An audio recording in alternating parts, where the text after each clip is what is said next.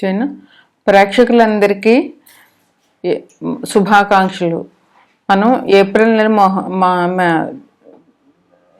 నెల మాస ఫలితాలు చెప్పుకుంటాము. ఇప్పుడు శుక్లాం భరధరం విష్ణుం శశివర్ణం చతుర్భుజం ప్రసన్నవదనం ధ్యాయేత్ సర్వవిఘ్నోపశాంతయే అగజా ఆనన పద్మార్కం గజానన మహర్నిశం అనేకదంతం భక్తానాం ఏకదంతముపాస్మహే ఏకదంతముపాస్మహే. ఓం శ్రీ మాత్రే నమః. ఓం శ్రీ గురుభ్యో నమః. మనం ఏప్రిల్ నెల మాస ఫలితాలు చెప్పుకుంటున్నాము. ఏప్రిల్ మాస ఫలితాలు చెప్పుకునేటప్పుడు ముందుగా 12 రాసులకి ఈ మాసంలో ఎటువంటి గ్రహచార ఫలితాలు ఉంటాయి, అది మంచివా చెడ్డవా అన్నది మనం గోచారం చూసుకుని చెప్పుకుంటాము. అది ముందుగా 12 రాసుల్లో ముఖ్యమైనది. తదుపరి రాశి సింహరాశి. సింహరాశికి అధిపతి రవి. ఈ సింహరాశిలో ఏముంటాయంటే మఖ 4 పాదాలు, పొబ్బ 4 పాదాలు, ఉత్తర 1 పాదం ఉంటాయన్నమాట. ఈ సింహరాశిని లగ్నంగా చేసుకుంటే గ్రహాల స్థితిగతులు ఎలా ఉన్నాయి అంటే, సింహరాశిలో కేతు ఉన్నారు. ఎక్కడ మన కుంభంలోనేమో బుధుడు, కుజుడు, రాహువు ఉన్నారు. మీనంలోనేమో శని, రవి ఉన్నారు. మేషంలో శుక్రుడు ఉన్నారు. మిథునంలో గురువు ఉన్నారు. సింహరాశి వాళ్ళకి ఈ మాసం ఎలా ఉంటుంది అని అంటే, కొంచెం ఒత్తిడి అలసట ఉంటుంది, కానీ మంచి జరుగుతుంది. అది శ్రమ ఎక్కువ, ఫలితం కూడా ఉంటుంది, కానీ శ్రమ మాత్రం ఎక్కువ పడాల్సి ఉంటుంది అన్నమాట. ఇంకా ఉద్యోగ వ్యాపారాలు చేసుకునే వాళ్ళకి ఏ ఉద్యోగం చేసుకున్నా వాళ్ళకి బాగుంటుంది. అధికారులతో మంచిగా ఉంటుంది. దానివల్ల మీకు చాలా మంచి జరుగుతుంది. వ్యాపారాలు చేసుకున్న వాళ్ళకు కూడా చాలా బాగుంటుంది. ఎటువంటి ఇబ్బందులు ఉండవు. కాకపోతే మీకు కొద్దిగా నిరాశాభావం అనేటటువంటిది, డిప్రెషన్ అనేటటువంటిది కొంచెం కలిగే ఛాన్సెస్ ఉన్నాయి. కనుక మీరు ముందుగానే జాగ్రత్త పడి ఆ డిప్రెషన్ రాకుండా చూసుకోండి. ఇంకా మీతో దగ్గరలో వాళ్ళతోటే విరోధాలు వస్తాయన్నమాట. మీరు మంచి చేసినా కూడా వాళ్ళు మీ మాట వినకుండా, వాళ్ళ వల్ల మీకు చికాకులు, నిరంతర ఆలోచన ఇట్లాంటివి జరిగే అవకాశం ఒకటి ఉంది. ఇంకా కుటుంబంలో ఎంతో కొంత ఎవరో ఒకళ్ళకి అనారోగ్యం రావడము, దానివల్ల మానసికంగా అశాంతిగా ఉండడము, ఇంతే కాకుండా కుటుంబంలో వాళ్ళతో మాటలు పడడం మూలంగా కూడా మానసికంగా కొంచెం అశాంతి మీకు చాలా ఉంటుంది. అది మీరు జాగ్రత్తగా చూసుకోండి. ఎందుకంటే శని కుజులు మీకు అష్టమంలో ఉన్నారు. అందువల్ల రెండు శని రవులు ఉన్నారు అష్టమంలో. రవి మీకు లగ్నాధిపతి కనుక ఆయన పెద్దగా చెయ్యకపోయినా శని ఉన్నారు.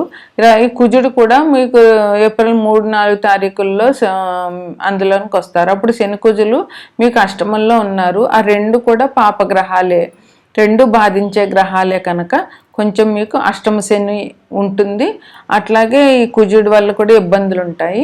దానివల్ల మీరు కొంచెం జాగ్రత్తగా ఉండండి. 8వ ఇల్లు అంటే కొంచెం చాలా ప్రమాదకరమైనటువంటిదే. అందువల్ల జాగ్రత్తగా ఉండాలి.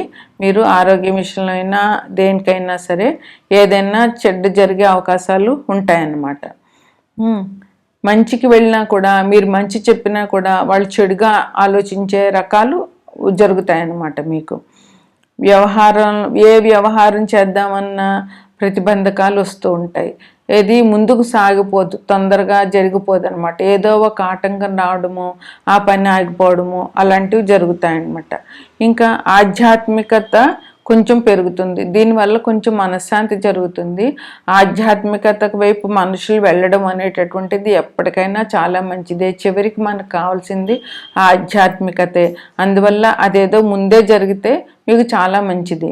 ఇంకా శుభవ్యయం అంటే ఇదే, దేవుడికి సంబంధించిన డొనేషన్లు ఇవ్వడము, లేదంటే దైవ కార్యాలకి సంబంధించిన ఖర్చులు చేయడము, అట్లాంటివి అన్నమాట. ఏదంటే ఎవరైనా పెద్దల్ని సన్మానించడాలు, లేదా ఎవరైనా గురువులను సన్మానించడము, ఇట్లాంటివన్నీ డొనేషన్లు దేవాలయాల్లో ఇవ్వడము, లేదా 10 మందికి భోజనాలు పెట్టించడము, ఇది వ్యయమే అయినా కానీ శుభవ్యయం, మంచి వ్యయం అన్నమాట. దీనివల్ల మీకు చాలా మంచి జరుగుతుంది. ఎప్పుడు కూడా తప్పకుండా ఇలాంటి వ్యయం చేయవలసిందే, చేయడం వల్ల నష్టం ఏం లేదు. ఇంకా మీకు ఇవన్నిటి మూలంగా మనసులో ఏంటంటే అలసట, ఏ పని చేయాలన్నా వ్యతిరేకత, చేయలేను, చెయ్యొద్దు అనేటటువంటివి మనకి అట్లా బద్ధకం. శని భగవానుడు కూడా ఏం చేస్తాడంటే మన పరీక్షిస్తాడనమాట. వీళ్ళకి ఇలా బద్ధకం పెంచుదాము, మనం ఏంటంటే ఆ బద్ధకాన్ని జయించి పనిలోకి చేరాలి. అప్పుడు ఆయనకు సిద్ధపడతాడు. ఆయన ముందు మనకు బద్ధకాన్ని కలిగిస్తాడు. ఇప్పుడు ఏం చేస్తానులే, రేపు చేద్దాంలే అని వాయిదా వేయడము, నేను మందకుడిగా కూర్చుండిపోవడము, ఈవెన్ దేవుడు పూజ చేయాలంటే కూడా మనసు రాకపోవడము, ఇలాంటి లక్షణాలన్నీ శని భగవానుడు కల్పిస్తాడు. వాటిని అధిగమించుతామా అధిగమించమా అనేది ఆయన మనకు పెట్టే పరీక్ష అన్నమాట. అందువల్ల అలా శారీరక శ్రమ, అలసట ఇవన్నిటిని కూడా జయించి మీరు ముందుకి వెళ్ళాల్సి ఉంటుంది. ముఖ్యంగా భోజనం, అకాల భోజనం అనేటటువంటిది అస్సలు చెయ్యొద్దు. దానివల్ల మనమే కష్టాలు కొని తెచ్చుకున్నట్టు అవుతుంది అకాల భోజనం వల్ల. ఎందుకంటే దానివల్ల మనకి అన్నం అరగకపోవడం, డైజెషన్ ప్రాబ్లమ్స్ రావడము, నిద్ర పట్టకపోవడము, అశాంతి ఇట్లాంటివన్నీ ఉంటాయి. అందువల్ల అకాల భోజనం చేయకుండా టైంకి ఎంతో కొంత మనకి సరిపడేటటువంటి భోజనం చేయడం చాలా మంచిది. ఇంకా స్థానచలనం ఉంటుంది. అది స్థానచలనం అంటే ఒక చోట నుంచి ఇంకో చోటకి వెళ్ళడము, అది ఇల్లు మారడం అవ్వచ్చు, లేదా ఊరు మారడం అవ్వచ్చు, లేదా ఉద్యోగాల్లో డెప్యుటేషన్లు అవ్వచ్చు, లేకపోతే ఒక ఆఫీస్ నుంచి ఒక ఊరు నుంచి ఇంకో ఊరికి ట్రాన్స్ఫర్స్ కావచ్చు. ఇట్లాంటివేవో స్థాన మార్పులు మాత్రం మీకు కొద్దిగా చూపిస్తున్నాయి. దాని విషయంలో కొంచెం జాగ్రత్తగా ఉండండి. అది మీకు మంచిది, సంతోషకరమైనది అయితే పర్వాలేదు. ఒకవేళ సంతోషకరమైనది కాకపోతే ఆలోచించి అడిగేయండి.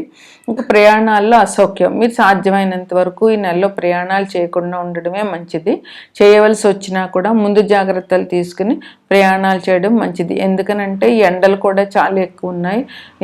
ఏమీ లేకపోయినా వడదెబ్బ కొట్టే అవకాశాలు ఉంటాయి కనుక ప్రయాణాలు సాధ్యమైనంత వరకు తగ్గించుకోవడం మంచిది. ఇక ఈ నెలలో 2వ తారీఖున, ఏప్రిల్ 2వ తారీఖున హనుమత్ జయంతి. ఆ రోజు మీరు హనుమాన్ టెంపుల్కి వెళ్ళి ఆయన దర్శనం చేసుకోవడము. ఇంకా ఏప్రిల్ 20వ తారీఖున అక్షయ తృతీయ పండుగ. ఆ రోజు యాదగిరి నరసింహస్వామిని దీంతో చందనంతో అలంకరిస్తారు. అది కూడా చాలా మంచిది.